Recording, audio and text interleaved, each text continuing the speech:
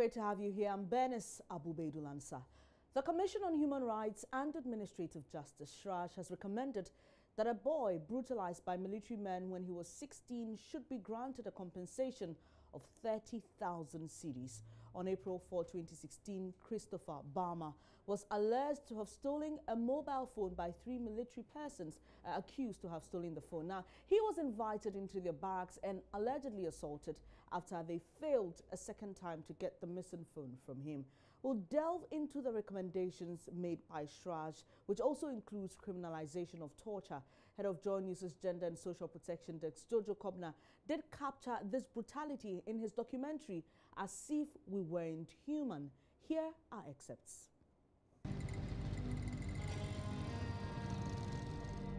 From Nalerigu, we connect to Bumprugu to meet a boy who has a peculiar story.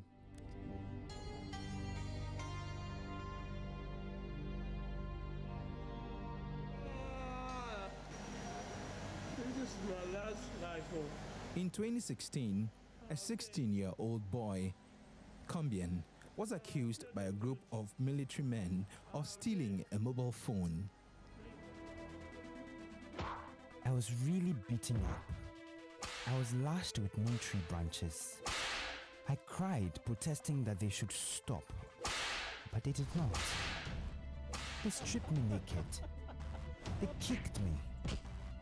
And they hung me on a tree, and my leg could not touch the ground.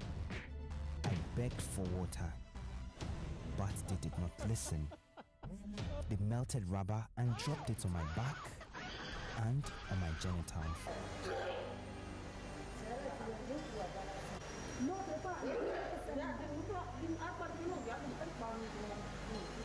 2 years after he was brutalized, Combian tells a story. So, but then, started deflating the tie, and I said he shouldn't do that. It doesn't belong to me. He refused, and he started caning me. He caned me about 3 branches of a neem tree, and it all broke. So I was about to run, and he uncuffed me, caned me. I was with a singlet with a pant. So I was caning now to a point I can't turn myself. I have to run to a nearest chief house there. But as I was running to the chief house, I was shot by something, but the bullet didn't get me. So I was able to get to the chief house. When I got there, the chief was able to receive me. But when they came, they were asking the chief to release me to them. The chief refused, and they pointed gun on the chief, and the chief released me to them. And they were booting me. I was still with the uncle. They were booting me back to the old airport. When we got there, my dress was full of blood. They removed my top and down all, and removed the handcuff and handcuffed me on a mango tree. So I was hanging. My legs was not touching the ground, and they continued the beating. I was begging, crying. They should leave me. I was innocent. My mom and my sister, a lot of people were there begging. Even people were trying to take videos to a point they were shouting that if they see anybody taking a videos, they'll shoot that person. So people stopped taking the video. So I was on it, and they were caning me. I was even to a point I was asking for water. They'll beat me to a point they have to go and sit down and enjoy their sitting and get up and come and continue beating me. To a point I don't even know my whereabouts. What I can realize again was I was in a Kamina barracks, and I was asking for water, and I was still handcuffed against my sick bed. At a blink, I saw multiple assault marks on the body, but the patient was persistently vomiting. The face looked puffy, and he was in severe pains. When I started examining, the body was so tender that touching was difficult. The Ghana Armed Forces was disturbed by the story and promised to take care of his medical bills. Yes, our aim was is to get a boy to 37 Military Hospital and provide him whatever medical care that he deserves until he gets fully well on his feet. But the uncle is saying he started some treatment from Nsawam, and so we should allow him to go to Kuala Lumpur, do the scan, send the results to the doctor, and if there's a need for him to be referred to 37, then they will do that. So we are just ready to support in whatever way possible. Okay.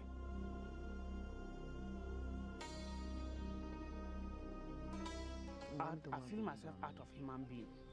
But if justice is not done, meaning our justice system doesn't work. Combien was released before he fully recovered. His family had to foot the rest of the medical bills. The high command of the army said it that they are going to take care of my brother to make sure that he has recovered, and they'll compensate the guy. Till now, I haven't heard from them.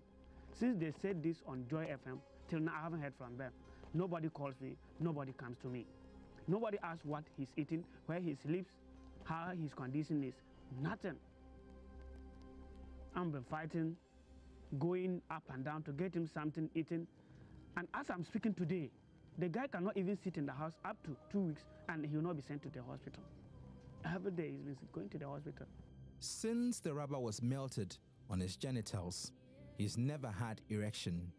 For the first time, he opens up about it. The painful thing I used to have when I think of not having an erection is simply telling me I cannot give birth. And if I can't give birth, whom am I to the society?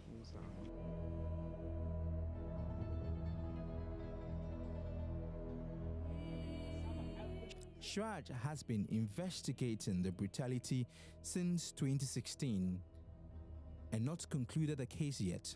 The family of Combien is disappointed. I was told the report itself will be out in less than a month. I've been going there every day, every night. They keep on telling me they are on it, they are on it. They never give me the report. Lawyer of the victim is also disappointed in CHRAJ.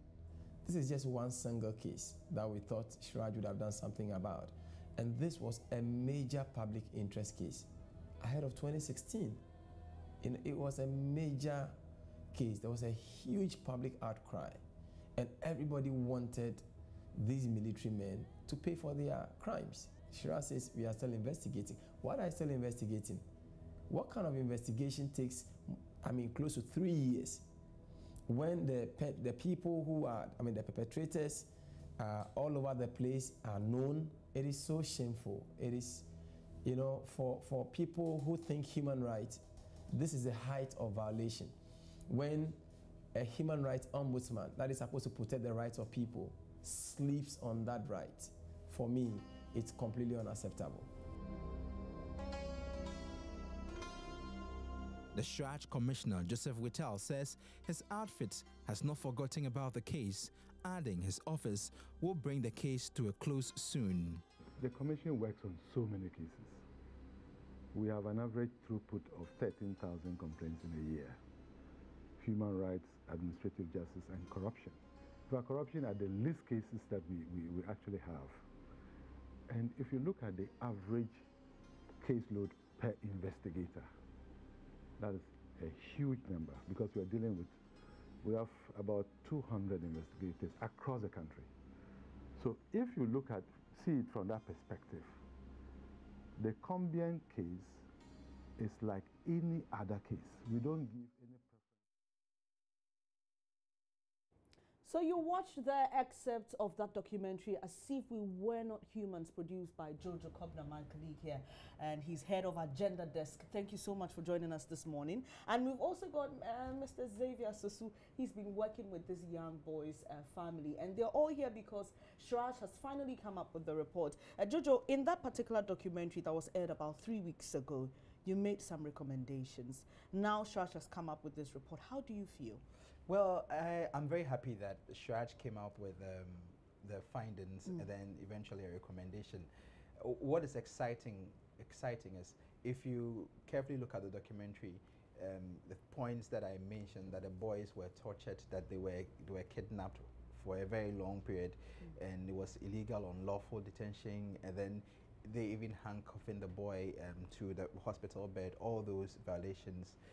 And then CHRAJ, if you carefully look at the reports, they also stated all those things. They have quite a number of issues that they broke down, which they sort of agreed with my report. And I feel that it's great. It's great that finally the boy is smelling and tasting justice at this point. And because when I was interviewing him, he could not even look at me in the eye.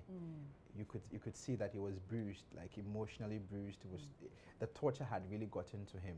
So with this coming up, and he's saying that he does not believe if justice is not served, if a report does not come out, then he would not believe in the justice system of our country. Now, I believe that he should have some hope, or his hope should be revived in the justice system. And I believe he's not alone with regards to saying that if this had not reached this conclusion, then people will still not have hope in the system. But let me speak to you, Lawyer Xavier. So we heard you there in that documentary questioning why CHRAJ was still investigating and what they were still investigating. Now the report is out. Would you change your stance? Are they justified now, based on the report you've seen? Well, I mean, it's often said that the end justifies the means. So now we've seen the light, which has always been at the end of the tunnel. Those times were tunnel experiences. And I'm happy that today we have a report, we have recommendations that we can work with and we can follow. And I'm really, really excited. And I think that when you look at how extensive the report is, somehow we probably can pardon CHRAJ. And I think that this is a very good work that CHRAJ has done. The report is very, very comprehensive. If you look at the number of witnesses that were interviewed, the number of documents that CHRAJ had to review and all that, and you look at how their findings and the recommendations, I think that we can commend CHRAJ. Let's talk about some of the recommendations. So for example, CHRAJ is recommending that the Chief of Defense Staff, Ghana Armed Forces, should take immediate steps to put the respondents on trial in accordance with Section 12.2 of the Armed Forces Act 1962. But then again, they come to recommend to the Attorney General and Minister of Justice to take steps to criminalize torture. Yeah, and I think that is a very, very, very important recommendation, criminalizing torture. You know, the reason is that many people in this country, you see, the reason why we have lots of people, you know, torturing others without any impunity is because a lot of them get away with it. And sometimes, even if you get charged, at best, you probably will be charged with causing unlawful harm or maybe assault, you know, because we don't have any specific provision that criminalizes torture. And I think that the Attorney General would have to take a very critical look at this recommendation and take steps and make sure that we can have torture on our statute books as a crime. But why don't we? That's the question. And we are playing the extracts of the CHRAJ report there so that you can follow the conversation. But why is it that we don't have torture as a crime? And torture, well, for those of you who may not appreciate what it really means, is severe assault. Like, it's the highest form of injuring or causing pain to somebody. So I'm just confused here. Why don't we have that in our law? Well, I mean, the laws continue to evolve. In fact, when you look at the UN Convention against torture, it makes it very clear that every state would have to take steps to criminalize torture. Unfortunately, we don't have that. And I think that all of us should come together and agree, you know, with CHRAJ that we would need our state to criminalize torture. One of the reasons why probably I think that much effort has not gone into this, you would realize that the people who are mostly the assailant or the perpetrators of torture are the security forces. And perhaps it may just be some grand conspiracy to protect these security forces.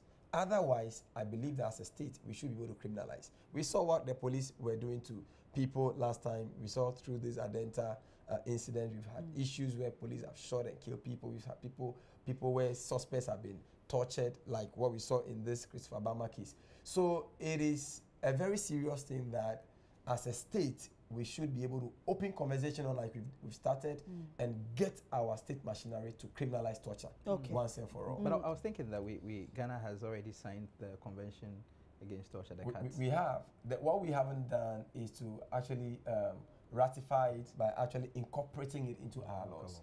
And that is what I think CHRAJ is recommending, that within the next 3 months, the Attorney General will take steps to do so. I'll come to one of the recommendations shortly, but let me just mention that we've been joined by brother of this young man who suffered this brutality, Richard Combian. He would share his thought with us shortly. But let me read the recommendation that's with regards to catering for his medical needs. And the commission also recommended that the Ministry of Defense and the Ghana Armed Forces take steps to ensure that Christopher Bama undergoes thorough and comprehensive medical examination and care in any of the military hospitals run by the Ghana Armed Forces, and also rehabilitate Christopher to enable him lead a meaningful life. This is quite comprehensive, let me say. But when you hear the word rehabilitate Christopher to enable him lead a meaningful life, we know that now, like we heard in that story, he has not been able to have an erection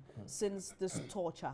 When you think about rehabilitation, are you thinking something beyond the shores of Ghana, seeking medical, surgical help? Well, I think that we definitely need to open conversation with the leaders of the Ghana Armed Forces.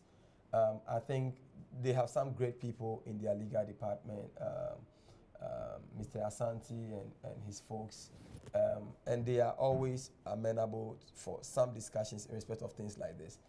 I would be, you know, we can't preempt everything on this at this stage, but I'm looking at they committing to, you know, exactly what the report says, you know, a very comprehensive medical care and the cost that will be involved, even if it means flying him abroad to make sure that we can get some quality care for him, if he can gain back his erection, and possibly even giving him some skills training and properly integrate him into society. So it's very comprehensive, it's very broad. We will look at the details and then what all that would entail when we have further conversation with, you know, the military high command. Christopher's brother, Richard Combian, joins us on the telephone. Good morning. Great to have you here this morning. Good morning, sister. How do you feel now? The findings are out, recommendations. Your brother is expected to receive some 30,000 cedis as compensation and receive thorough and comprehensive medical care. How does that make you feel? I am very happy with the report. First of all, let me thank Joy FM and the other media house who has helped me in following the case. And I also thank my lawyer too. So, please proceed. I am very, very happy with the report. I haven't had a copy on my own, but I had a call from my lawyer this morning that the report is out, and he has briefed more for me. I will get a day and go to him for more. But so far, I'm happy with it. How is Christopher doing, and have you informed him about this? Not yet. I just had a call from the lawyer this morning, and I'm not feeling well. Okay, but how is Christopher doing? Would like to know, because this is all about him. He's doing better than the first. Okay.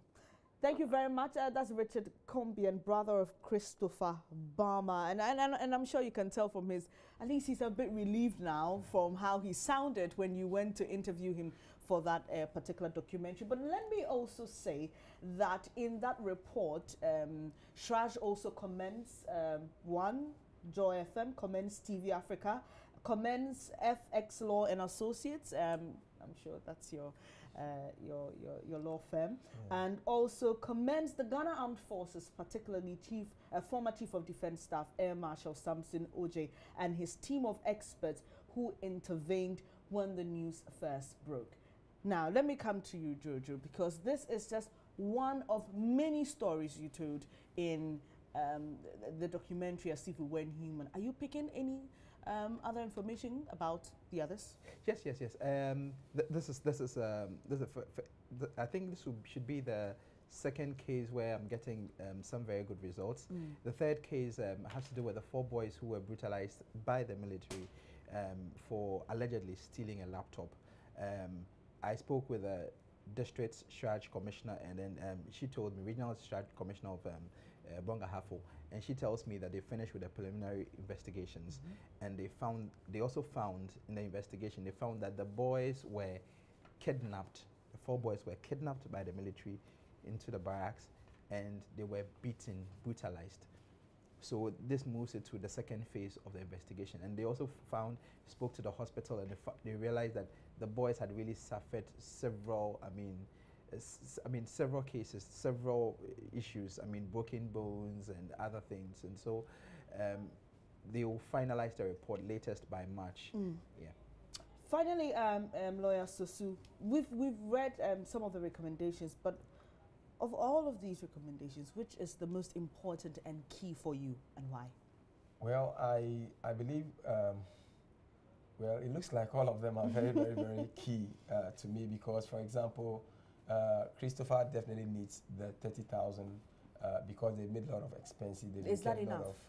Well, I mean, it's better than nothing. And especially, see, what is unique about this recommendation is the fact that it is the officers who perpetrated these violations that are going to pay, not the state. You know, unlike others where we would say that they are officers of the state, so the state should pay. It is the military officers themselves that are going to pay. So this is so unique. And deterring enough. It's very deterring because next time when you do that, you will be called upon to pay and not the state. And I'm also happy about the fact that Christopher will have an opportunity to have a comprehensive medical examination and care and rehabilitation. And most importantly, I'm happy that we can now open a conversation on criminalizing torture. And we can only, commend CHRAJ for the good work done. Great. And Jojo, final words? Yes, there was one also very interesting thing. When the military men perpetrated all the crimes they did, eventually they went to beg to withdraw the case. They went to beg with the chief to withdraw the case. I mean, there are recordings of it, which is captured in a report saying that, I mean, they're sorry and then they wanted the case taken out. So all those things even strengthen the case. And I mean, yeah, I mean, the recommendation even said, look, the report even actually said that they admitted that they were culpable of these brutalities. And so hopefully we'll be able to get some result in all the other cases that we've been discussing here on the JoyNews channel. And for now, we're excited that Christopher Bama has gotten some justice. You're watching News Desk with me, Bernice Abubedu. News just trickling in. Jose Mourinho sacked by Manchester United. We'll discuss that with George Addo Jr. shortly. Stay with us.